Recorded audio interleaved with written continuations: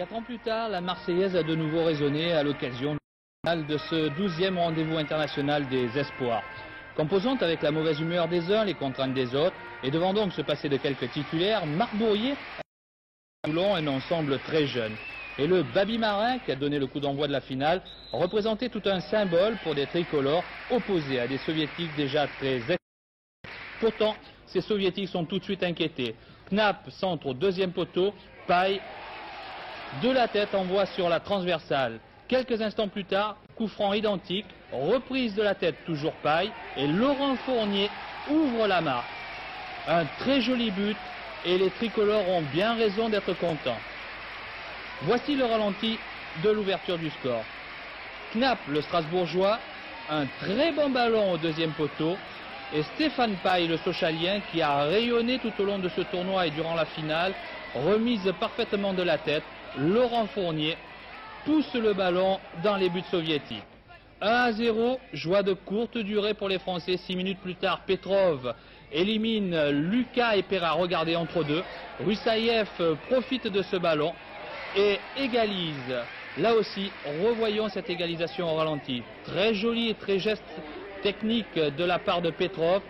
Roussaïev, le meilleur joueur de ce tournoi 84, peut s'avancer tranquillement. Nono arrive une fraction de seconde. Dolmeta reste vaine. 1-1. Le score n'évoluera plus jusqu'à la pause. À la mi-temps, Marc Bourrier fusille l'épaule. Il fait entrer Pascal en attaque et Matriciano dans les buts. Et tout de suite, l'avant-centre de l'OM se met en évidence. Suivez bien son au point de pénalty. Thierry Fernier arrive. Il manque d'un rien cette occasion. Et finalement, à la fin du temps réglementaire, sera toujours de 1-1. 2 prolongations de 10 minutes sont nécessaires. Et tout de suite, ce sont les soviétiques qui sont en action. Demidov fort bien. Fort heureusement, Matriciano est à la parade. Les Français, bien sûr, ils vont répliquer juste après cette nouvelle attaque des soviétiques en blanc.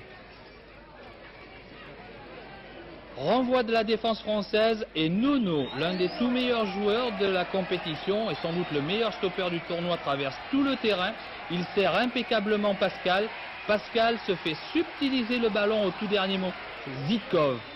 Finalement, France et URSS vont rester à égalité. Ce but soviétique sera refusé fort justement par les arbitres. Regardez bien le ralenti. Pas de doute, Smarov était bien hors jeu. Suivez bien l'action. Salimov s'en un bon ballon au deuxième poteau. La tête plongeante, pas de problème. Mais incontestablement, Smarov était hors jeu. C'est donc la série des pénaltys. Fernier tire et marque. C'est bien parti pour la France. D'autant que Roussaïev tire et Matriciano détourne. Mais l'arbitre fait retirer le soviétique. Matriciano était parti trop tôt. Ça fait donc 1-1. Et les Français vont reprendre la... Heureusement, ils vont le perdre cet avantage. Regardez bien. Zitkov a arrêté Stéphane Paille. Et Salimov lui donne l'avantage à l'Union soviétique. Fort heureusement, Pascal va égaliser. Voilà qui est fait. Va tirer. Matriciano arrête. France et URSS sont à égalité. Fournier tire. La frappe de Smarov et l'arrêt de Matriciano. Fournier à son tour va tirer. Je vous rappelle, 3-3 France et URSS. Le milieu de terrain lyonnais est parti. 4-3 pour la France. C'est Baranik qui va botter le dernier coup de pied. Baranik s'élance. Et voilà.